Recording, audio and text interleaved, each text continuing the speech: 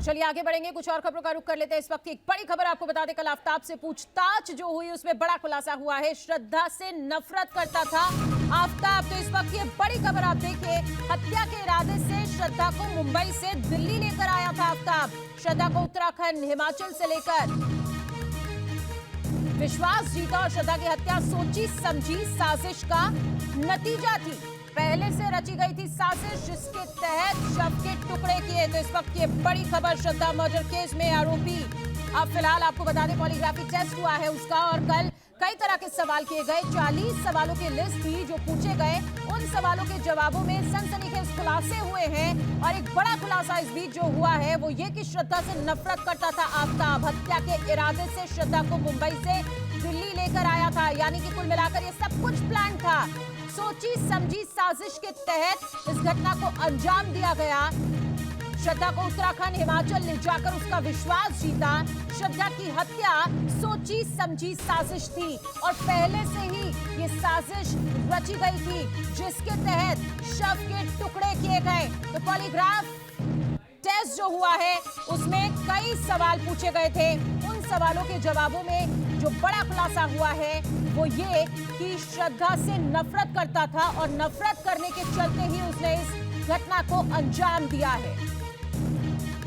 आफ्ताब से श्रद्धा के साथ डेटिंग से लेकर हत्या तक बहुत से सवाल किए गए, और इसे लेकर कई खुलासे हुए हैं, जिसमें एक बहुत बड़ा खुलासा ये कि उसने जो हत्या की है वो नफरत के चलते की है। पहले से ही रची गई थी साजिश, जिसके तहत शव के टुकड़े किए गए। कई बड़े खुलासे हुए हैं, 7 बड़े खुलासों की हम आपको लिस्ट दिखा रहे हैं। आपको बता दें कि लगातार आए दिन बड़े बड़े खुलासे हो रहे हैं। जांच को लेकर जो जानकारियां हाथ लगी और उसके बाद आफ्ताब से पूछताछ हुई। फिर देखिए आप, कल कुल मिलाकर पॉलीग्राफ टेस्ट हुआ। पॉलीग्राफ में 40 सवालों के जवाब मांगे गए, और उसके बाद जाकर एक बड़ा खुलासा हुआ है। रुमान उल्ला खान हमारे साथ और ज्यादा जानकारी के साथ जुड़ गए हैं। रुमान, पॉलीग्राफ टेस्ट का इंतजार हो रहा था, कल 12 घंटे ये पूछताछ चली है, उसमें बहुत बड़े खुलासे हुए हैं, जिसमें एक सबसे बड़ा खुलासा ये हुआ है कि आफ्ताब ने इस घटना को अंजाम दिया सिर्फ इसलिए क्योंकि वो श्रद्धा से नफरत करता था। एक बहुत बड़ा खुलासा, किस तरह का एक्शन लिया जाएगा इस पर जानकारी दीजिए, और साथ ही साथ आज भी पॉलीग्राफ टेस्ट होगा, इसे लेकर क्या जानकारी है?